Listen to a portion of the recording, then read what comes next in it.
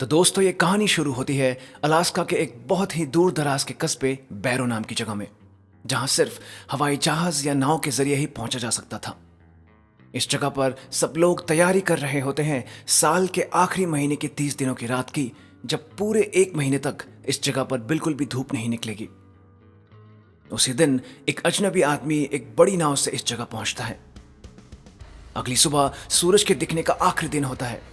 इस इलाके के पुलिस ऑफिसर्स एबन और बिली को पता लगता है कि किसी ने इस जगह के सैटेलाइट फोन्स को चुरा कर जला दिया होता है, जिसके कारण इस जगह का कांटेक्ट बाकी की दुनिया से कट जाता है।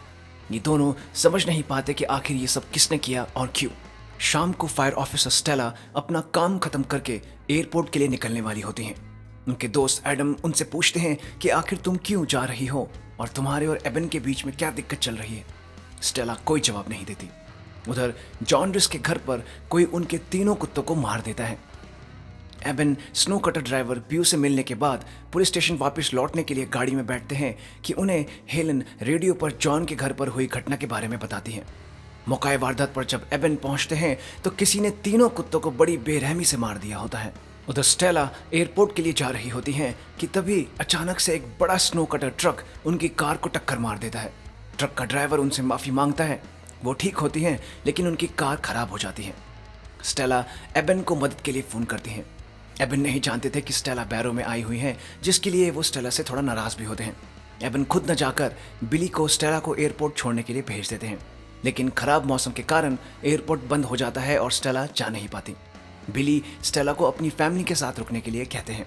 उधर सेल टावर में गस अपना काम कर रहे होते हैं कि उन्हें कुछ आवाज आती है। अचानक सेल टावर की लाइट चली जाती है। गस बाहर चेक करने लगते हैं कि तभी 2-3 लोग बड़ी तेजी से उनके आसपास से गुर्राते हुए गुजरने लगते हैं। वो कहते हैं, कौन हो तुम लोग? तभी एक आदमी बड़ी तेजी से उनका पहले गला काट देता है और फिर उस कटे हुए हिस्से पर मुंह लगाकर खून चूसने लगता है। एबन ऑफिस वापस पहुंचते हैं और अपने भाई जेक और हेलन से बातें कर रहे होते हैं कि तभी उन्हें इस जगह के यूटिलिडोर में कुछ गड़बड़ की खबर आती है।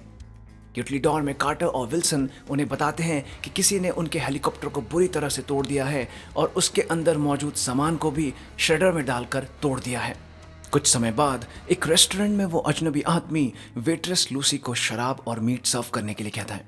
मना करने पर वो उसके साथ जबरदस्ती करने लगता है कि तभी वहां एबन पहुंच जाते हैं और उसे वहां से बाहर जाने के लिए कहते हैं, लेकिन वो एबन से लड़ने लगता है। वहां स्टेला भी पहुंच जाती है और ये दोनों उस अजनबी को पकड़ लेते हैं। एबन स्टेला को अलविदा कहकर जाने लगते हैं कि तभी स्टेला भी उनके साथ जाने के लिए कहती हैं। ऑफिस पहुंचकर एबन इस अजनबी को जेल में बंद कर देते हैं और स्टेला हेलन और जेक को मिलती है। एबन उस अजनबी से पूछताछ करने लगते हैं, लेकिन काफी पूछताछ के बाद भी वो आदमी कोई जवाब नहीं देता। तभी हेलन अचानक से कहती है कि इंटरनेट नहीं चल रहा। एबन गस को फोन करने लगते हैं, लेकिन वो भी डेड पड़ा होता है। तभी वो अजनबी कहता है, जो मर्जी कर लो, तुम लोग नहीं बचोगे। वो लोग आ रहे हैं और मैंने जो कुछ उन लोगों के लिए किया है वो मुझे इस बार जरूर अपने जैसा बना देंगे।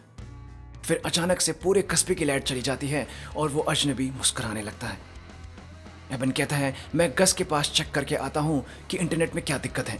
तुम लोग अपना ध्यान रखो और इस आदमी पर नजर रखो। एबन ऑफिस से निकलकर सेल टावर पहुंच जाते हैं। सेल टावर का दरवाजा खुला पड़ा होता है और किसी ने पूरे एंटीना को भी तोड़ दिया होता है। एबन अपनी पिस्टल निकाल लेते हैं और गस को बुलाने लगते हैं। तभी उन्हें जमीन पर खून के निशान दिखते हैं। वो उस दिशा में आगे बढ़ने लगते हैं जहां उन्हें अपनी आंखों पर यकीन ही नहीं होता। किसी ने गस के सिर को काट कर एक डंडे पर गाड़ दिया होता है। वो बुरी तरह से डर जाते हैं और फटाफट वापस पहुंचकर लोगों को घर के अंदर जाने और अगर किसी के पास बंदूक है तो उसे तैयार रखने के लिए कहते हैं। इसके कुछ समय बाद जॉन घर पर बैठे होते हैं कि तभी उन्हें अपनी पत्नी की चीखने की आवाज आती है। ये आवाज सुनकर जैसे ही वो किचन में आते हैं, एक आदमी उनकी पत्नी को उठाकर खिड़की से बाहर ले जाता है। जॉन भी उनके पीछे बाहर दौड़ पड़ते हैं। वो आदमी उनकी पत्नी को घर के नीचे मौजूद अंधेरी जगह में खींच कर ले जाता है। जॉन अंधेरे में देखने की कोशिश करते हैं कि तभी इनके चेहरे पर वो आदमी पंजा मार देता है और उनकी पत्नी को खींचकर दूसरे घर के नीचे ले जाता है। जॉन भी उस तरफ दौड़ पड़ते हैं। इस बार वो आदमी इनके पैरों को जख्मी कर देता है। जॉन बहुत कोशिश करते हैं अपनी पत्नी को बचाने की, लेकिन वो उन्हें बचा नहीं पाते। एबन वापस पुलिस स्टेशन पहुंचते हैं और गस के बारे में सबको बताते हैं और कहते हैं कि मैं बिली को लेने जा रहा हूं ताकि हम कुछ मदद का इंतजाम कर सकें। स्टेला भी एबन की मदद के लिए आ जाती है। एबन हेलन और जेक को अपना ध्यान रखने और इस आदमी के करीब बिल्कुल न जाने के लिए कहते हैं। ये दोनों बिली के घर के लिए निकल पड़ते हैं। रास्ते में उनकी गाड़ी की छत पर अचानक एक आदमी पता नहीं कहां से आ जाता है और गाड़ी की छत को बुरी तरह से तोड़ने की कोशिश करने लगता है। एबन उस पर गोली चलाते हैं लेकिन उससे कोई असर नहीं होता। तभी स्टेला जोर से ब्रेक मारती है और वो आदमी गाड़ी से नीचे गिर जाता है और ये दोनों वहां से भाग जाते हैं। स्टेला एबन से पूछती है आखिर क्या चीज थी वो। तभी रेडियो पर हेलन अचानक बुरी तरह चिल्लाने लगती है। ये दोनों तुरंत वापस पुलिस स्टेशन पहुंचते हैं जहां खून ही खून पड़ा होता है और उस अजनबी के अलावा वहां कोई नहीं होता। वो अजनबी आदमी इन दोनों को देखकर कहता है कि मैंने इतना कुछ किया लेकिन वो मुझे अपने साथ नहीं ले गए। एबन उससे जेक और हेलन के बारे में पूछता है लेकिन वो कोई जवाब नहीं देता और कहने लगता है कि मुझे मार डालो, मुझे मार डालो। एबन ऐसा करने ही वाले होते हैं कि स्टेला उन्हें रोक लेती है। उधर बैरो की अंधेरी सड़क पर ये अजीब से आदमी चल रहे होते हैं। इनका लीडर मार्लो इन सभी को कहता है कि जिसको भी मारना उसका सर धड़ से अलग कर देना, हमें किसी को भी अपने जैसा नहीं बनाना है। उधर लूसी के रेस्टोरेंट में भी कुछ लोग छुपे हुए थे जिसमें विल्सन और उसके पिता, कार्टर, लूसी, डग और डेनिस होते हैं। डेनिस सबसे पूछती है कि आखिर ये लोग क्या चीज़ हैं। डग भी सभी को बताते हैं कि इन लोगों पर गोलियों का भी असर नहीं होता और इन्होंने बैरो के सभी कुत्तों को भी मार डाला। तभी अचानक एक कोने से जेक बोलते हैं कि उन्होंने हेलन को भी बेरहमी से मार डाला। कुछ देर बाद मार्लो और उसकी गर्लफ्रेंड आयरिस एडम और उसकी बीवी पर हमला कर देते हैं। एडम मार्लो को गोली मार देते हैं लेकिन उसे कुछ नहीं होता और मार्लो एडम को गले से पकड़कर उठा देते हैं और उसे कहते हैं तुम में से कोई नहीं बचेगा और एक सरिया उसके पेट में गाड़ देते हैं। उसकी गर्लफ्रेंड आयरिस भी एडम की पत्नी के गले को काट कर उसका खून चूसने लगती है। मार्लो तभी अचानक भेड़िए की तरह चिल्लाने लगता है और इसके साथ आयरिस और बाकी के सभी तीखे तीखे दांतों वाले हैवान भी चिल्लाने लगते हैं। पूरे बैरों में मौजूद लोगों को ये हैवान मारने लगते हैं और चारों तरफ गोलियों, लोगों की चीख पुकार और इन हैवानों की गुर्राहट गूंजने लगती है। उधर एबन और स्टेला जेक को ढूंढते हुए रेस्टोरेंट पहुंच जाते हैं जहां एबन जेक को देखकर बहुत खुश होते हैं। एबन सबको कहते हैं कि हमें यहाँ से जल्द निकलना होगा।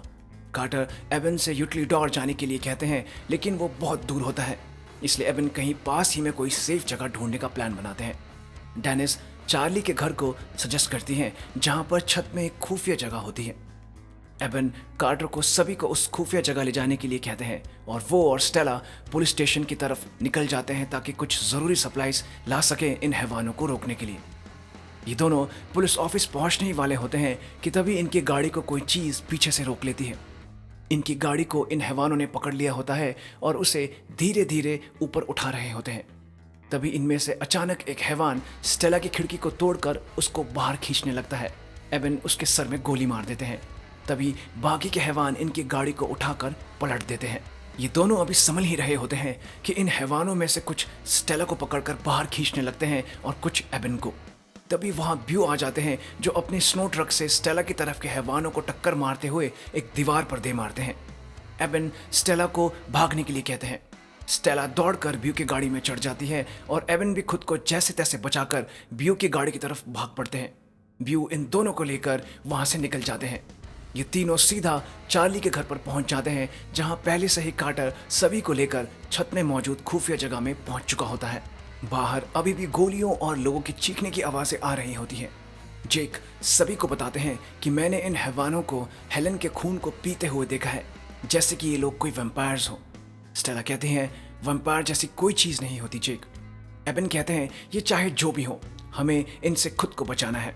हम में से कोई एक आदमी हमेशा पहरेदारी पर रहेगा। हमें खाने का इंतज़ाम करना है और ये सोचना है कि हमारा अगला कदम क्या होगा। उधर पुलिस स्टेशन में उस अजनबी के पास मार्लो पहुंच जाता है और उसे कहता है कि तुमने हमारी बहुत सेवा की है, हम तुम्हें इसका इनाम देंगे। मार्लो इस आदमी के सिर को पकड़ता है और अजनबी आदमी को ऐसा लगता है कि अब उसे भी वो अपने जैसा बना देंगे, लेकिन तभी मार्लो इस अजनबी आदमी का सिर उखाड़ फेंकता है। ये वैम्पायर्स धीरे धीरे सभी घरों की छानबीन कर रहे होते हैं। ये देखकर डग यहाँ से निकल जाने के लिए कहते हैं लेकिन एबन मना करते हैं और इन दोनों में लड़ाई हो जाती है। ब्यू लड़ाई को रोक देते हैं। इसके बाद एबन सभी को कहते हैं ठीक है, कुछ समय में यहाँ बहुत तेज तूफान आने वाला है, हम उसका फ़ायदा उठाकर यहाँ से निकलेंगे और जनरल स्टोर से सप्लाईज लेकर यूटिलिडोर पहुँच जाएंगे, जहाँ हम आराम से 1 महीना सरवाइव कर सकते हैं। 7 दिन बाद अचानक इन लोगों को किसी लड़की की चिल्लाने की आवाज़ आती है। ये क्रिस्टीन होती है जो मदद के लिए बुला रही होती है। कार्टर इसकी मदद के लिए कहते हैं, लेकिन एबन कहते हैं ये एक जाल है। घरों की छत पर देखो, बहुत सारे वैम्पायर्स ताक लगाकर बैठे होते हैं। बाहर क्रिस्टीन चलते चलते रुक जाती है। वहां मार्लो आ जाता है, जिसे वो कहती है, मुझे कोई नहीं मिला, प्लीज मुझे छोड़ दो। वैम्पायर्स क्रिस्टीन को नोचने लगते हैं। उधर इन सब से छुपकर एबन भी इस लड़की को बचाने के लिए आते हैं, लेकिन वो कुछ नहीं कर पाते और वैम्पायर्स क्रिस्टीन को मार देते हैं। तभी एबन को अचानक किसी की आवाज़ आती है। यह आवाज़ एबन को जॉन लगा रहे होते हैं, जो घर के नीचे मौजूद जगह में छुपे हुए होते हैं। एबन जॉन तक पहुंचते हैं और उससे पूछते हैं, तुम कब से यहाँ हो, तुम्हारी पत्नी कहाँ है? जॉन कहते हैं, मुझे कुछ याद नहीं, वो मेरी पत्नी को ले गए, मैं उसे बचा नहीं पाया, मेरे पैर में भी बहुत चोट लगी है और मुझे बहुत तेज भूख लग रही है। एबन जॉन को खुफिया जगह ले जाने लगते हैं और जैसे ही जॉन को खींचकर बाहर निकालते हैं, जॉन भी वैम्पायर बन चुके होते हैं और वो उन पर हमला कर देते हैं। दोनों पीछे मौजूद बच्चों के झूले पर गिरते हैं, जिसमें जॉन फंस जाता है। एबन पास में पड़े कुल्हाड़ी से जॉन की गर्दन को काट देते हैं और वापस चार्ली के घर पहुंच जाते हैं। घर पर विल्सन के पिता अपनी याददाश्त भूलने की बीमारी के कारण घर से बाहर चले जाते हैं। विल्सन भी घर से बाहर जाने लगते हैं। स्टेला उन्हें रोकने की कोशिश भी करती है, लेकिन विल्सन उन्हें जोर से धक्का देकर बाहर भाग जाते हैं। विल्सन ठंड में यहाँ वहाँ अपने पिता को खोज रहे होते हैं, लेकिन उसे वो नहीं मिलते और तभी एक वैम्पायर उन्हें घसीटते हुए ले जाते हैं और विल्सन की बहुत तेज चीखने की आवाज़ आती है।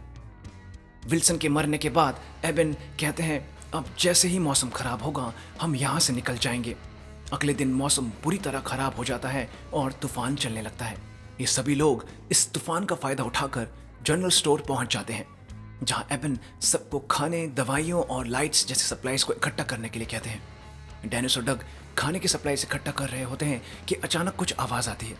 जैसे ही वो देखते हैं, एक छोटी लड़की एक आदमी के पास बैठी होती है, लेकिन जैसे ही वो पीछे मुड़ती है, ये छोटी बच्ची भी एक वैम्पायर बन चुकी होती है, जो इस आदमी को मारकर उसका खून पी रही होती है। डेनिस और डग वहां से भागकर एबन और बाकी लोगों के पास आ जाते हैं। वो बच्ची दौड़कर कार्टर पर हमला कर देती है और उसे काटने वाली होती है कि एबन, ब्यू और स्टेला उसे पकड़कर एक दीवार पर खड़े हो जाते हैं। जेक आते हैं और कुल्हाड़ी से इस बच्ची का सिर काट देते हैं। तभी लूसी कहती है, हे भगवान, तूफान रुक गया। बाहर बिल्कुल शांति छा जाती है और ये सभी इस स्टोर के अंदर फंस जाते हैं। कार्टर कहते हैं कि अगर हमें यहाँ से निकलना है तो किसी को इन वैम्पायर्स का ध्यान भटकाना होगा, तभी बाकी के लोग यहाँ से भाग सकते हैं। स्टेला कहती है, ये लोग सूरज से डरते हैं, क्योंकि इसलिए इन्होंने सूरज डूबने से पहले उस अजनबी आदमी को भेजा था हमारे सैटेलाइट फोन्स को डिस्ट्रॉय करने के लिए। स्टेला कहती है कि हेलन के घर पर अल्ट्रा वायलेट लाइट्स हैं, हम इन वैम्पायर्स को रोकने के लिए इसका इस्तेमाल कर सकते हैं। एबन कहते हैं, ठीक है, मैं इस काम को अंजाम दूंगा, तुम लोग इस दौरान पुलिस स्टेशन पहुंच जाना। अगले ही पल एबन चिल्लाते हुए हेलन के घर की तरफ दौड़ पड़ते हैं ताकि वैम्पायर्स को अपनी तरफ खींच सकें। उधर स्टोर में मौजूद बाकी लोग भी बाहर निकलकर पुलिस स्टेशन की तरफ बढ़ने लगते हैं। एक घर की छत पर खड़ा मार्लो एबन की आवाज़ सुन लेता है और आयरिस और बाकी के वैम्पायर्स को चिल्लाकर बुला लेता है। ब्यू, स्टेला और बाकी सभी लोग आगे बढ़ रहे होते हैं कि तभी एक वैम्पायर छत से डग पर हमला कर देती है और उसे मारने लगती है। स्टेला उसकी मदद के लिए जाने लगती है, लेकिन ब्यू उसे रोक लेते हैं और ये सभी वहां से भाग जाते हैं। कुछ देर बाद ये सभी पुलिस स्टेशन पहुंच जाते हैं। उधर एबन हेलन के घर पहुंचकर फटाफट से जनरेटर को ऑन कर लेते हैं और घर के अंदर अल्ट्रावायलेट लाइट्स को पकड़कर बैठ जाते हैं। कुछ देर बाद ये सारे वैम्पायर्स भी हेलन के घर के बाहर पहुंच जाते हैं और जैसे ही आयरिस अंदर घुसती है, एबन यूवी लाइट्स ऊपर कर देते हैं और वो बुरी तरह से रोशनी के सामने आकर झुलस जाती है और तड़पती हुई बाहर आकर गिर पड़ती है। आयरिस का आधा चेहरा बुरी तरह से जल गया होता है। तभी वैम्पायर्स जनरेटर ऑफ कर देते हैं, जिसके कारण एबन वहां से भाग जाते हैं। एबन स्टेला को वॉकी टॉकी पर बताते हैं कि लाइट्स बंद होने के कारण वो हेलन के घर से भाग आए और वैम्पायर्स अब उनके पीछे पड़े हैं। तभी ब्यू वॉकी टॉकी पर एबन से कहते हैं कि मैं तुम्हारी मदद के लिए आ रहा हूँ। उधर मार्लो आयरिस के पास आता है, जो बुरी तरह से तड़प रही होती है, और कहता है कि मुझे माफ़ करना, मुझे तुम्हें मारना होगा। ये कहकर उसके गले को काट कर वो उसका खून चूसने लगता है। अगले ही पल ब्यू बर्फ काटने वाली एक बड़ी गाड़ी लेकर वैम्पायर्स को मारते हुए जा रहे होते हैं। सारे वैम्पायर्स उन्हें रोकने की कोशिश करने लगते हैं, लेकिन वो उन्हें रोक नहीं पाते। ब्यू अपने पास आ रहे वैम्पायर्स को शॉटगन से मारते हुए अपनी गाड़ी को एक दुकान में घुसा देते हैं। ब्यू बड़ी मुश्किल से बाहर निकलते हैं। उनकी शॉटगन में गोलियां खत्म हो चुकी होती हैं। ब्यू अपने साथ डायनामाइट भी लाए होते हैं और वो तुरंत आग जलाकर डायनामाइट के बक्से में डाल देते हैं। एक जोर का धमाका होता है जिससे वो और 2-3 वैम्पायर्स धमाके में मारे जाते हैं। एबन ये धमाका अपनी आंखों से देखते हैं और तुरंत वहां से पुलिस स्टेशन की तरफ भाग पड़ते हैं। एबन पुलिस स्टेशन पहुंचते हैं और सबको ब्यू के बारे में बताते हैं। तभी कार्टर बोल पड़ता है, मुझे जनरल स्टोर में उस लड़की ने काट लिया था और मैं अब बदल रहा हूँ। एबन की तरफ देखकर कार्टर कहते हैं, एबन मुझे मार डालो इससे पहले कि मैं तुम लोगों को नुकसान पहुंचाऊं। एबन कार्टर को एक कमरे में ले जाते हैं और उनका सर काट देते हैं। इस पूरी घटना को शुरू हुए अब 27 दिन हो चुके थे। एबन खिड़की के पास बैठे होते हैं कि तभी उन्हें बिली के घर से एक टॉर्च लाइट कुछ सिग्नल करती है। अगले ही पल स्टेला और एबन बिली के घर की तरफ दौड़ पड़ते हैं। घर के अंदर घुसने पर उन्हें बिली एक कोने में रोता हुआ मिलता है। उसने अपनी बीवी और बच्चों को गोली मार दी होती है ताकि उन्हें इन वैम्पायर्स के हाथों बुरी मौत न मरना पड़े। एबन और स्टेला बिली को लेकर जैसे ही वापस पुलिस स्टेशन पहुंचते हैं वहां कोई नहीं होता। स्टेला कहती है शायद वो लोग यूटिलिडोर की तरफ चले गए। ये तीनों भी बाहर निकलकर यूटिलिडोर की तरफ जाने लगते हैं। आगे बढ़ते हुए ये तीनों एक घर के नीचे छुप जाते हैं। एबन चेक करने लगते हैं कि कोई वैम्पायर आसपास तो नहीं कि तभी अचानक गेल रॉबिन्स नाम की छोटी सी लड़की खून से लथपथ इनकी तरफ इनको आती हुई दिखती है। स्टेला इस बच्ची को देखकर खुद को रोक नहीं पाती और दौड़कर उसे अपने साथ ले आती है।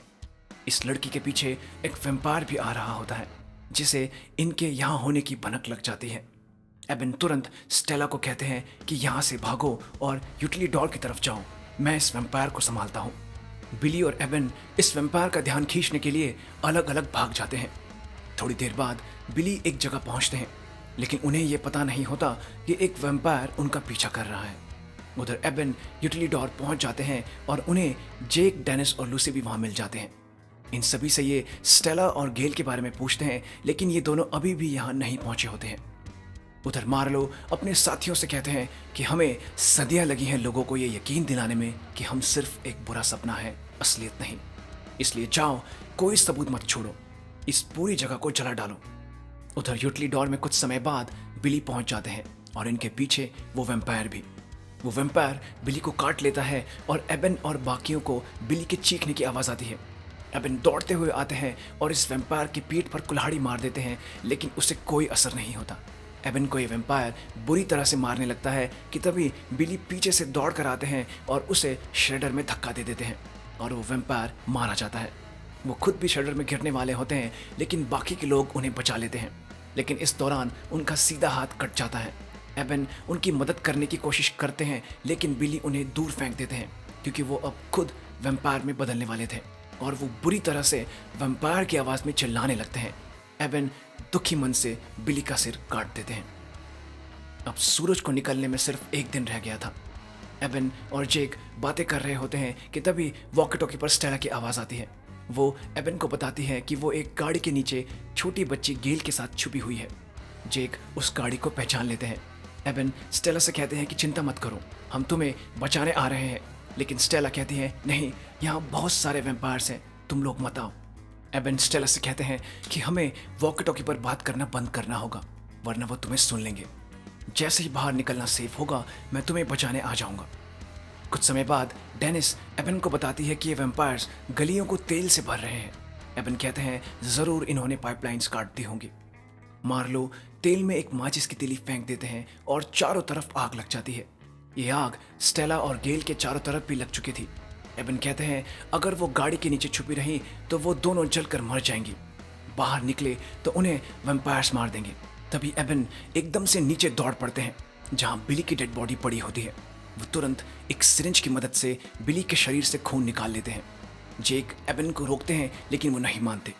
ये दोनों वापस ऊपर आते हैं और एबन जेक, डेनिस और लूसी को बताते हैं कि बिली के खून को अपने अंदर डालने के बाद उन्हें पूरी तरह वैम्पायर बनने में थोड़ा वक्त लगेगा। जॉन और कार्टर के साथ भी ऐसा ही हुआ था। उस वक्त में वो उन वेम्पायर्स के पास पहुंच जाएंगे। जेक को एबन गले मिलते हैं और उसे कहते हैं कि स्टेला का ख्याल रखना भाई, और बिली के खून को अपने अंदर डाल लेते हैं। वो बुरी तरह से तड़पने लगते हैं और अचानक बेहोश हो जाते हैं। कुछ देर बाद एबन अपनी आंखें खोलते हैं। उनकी आंखें पूरी तरह से काली हो चुकी थी। एबन उसके बाद यूटिलिडोर से निकलते हैं और इन वेम्पायर्स के पास पहुंच जाते हैं। इन्हें देखकर मार्लो सबको पीछे कर देता है और कहता है कि ये वो है जो हमसे लड़ेगा। मार्लो और एबन के बीच में घमासान लड़ाई शुरू हो जाती है। मार्लो एबन को बुरी तरह से मारने लगता है। स्टेला ये सब कुछ देख रही होती है। मार्लो से लड़ते लड़ते एबन नीचे गिरते हैं और स्टेला की तरफ देखकर वहां से उसे भाग जाने के लिए कहते हैं। इस लड़ाई के दौरान मार्लो ये भी जान जाता है कि एबन भी वैम्पायर बन रहा है। मार्लो एबन के हाथ को तोड़ देता है और बहुत बुरी तरह से उन्हें मार मार कर अधमरा कर देता है और सारे वैम्पायर खुशी से चिल्लाने लगते हैं। लेकिन मार्लो जैसे ही एबन की तरफ भागकर उनको मारने के लिए आता है, अचानक एबन उठकर अपना पूरा हाथ मार्लो के सर के आर पार कर देते हैं और उसे मार देते हैं। एबन बाकी के वैम्पायर से भी लड़ने के लिए तैयार हो जाते हैं, लेकिन तभी सुबह होने लगती है और बाकी के वैम्पायर्स डर के वहां से भाग जाते हैं। तभी स्टेला भी वहां आ जाती है और एबन से कहती है, ये तुमने क्या कर लिया? एबन कहते हैं, हमने कर दिखाया स्टेला, सुबह हो चुकी है। सभी लोग एबन से मिलने आते हैं। कुछ समय बाद एबन और स्टेला सूरज को उगता हुआ देख रहे होते हैं। सूरज की रोशनी से एबन को परेशानी होने लगती है। स्टेला और एबन एक लास्ट किस करते हैं। सूरज धीरे धीरे ऊपर चढ़ता जाता है और उसकी रोशनी में एबन जलने लग जाते हैं और बुरी तरह से तड़पने लगते हैं, लेकिन स्टेला उन्हें पकड़े रहती है और धीरे धीरे वो राख में बदलने लग जाते हैं और कुछ समय बाद मर जाते हैं।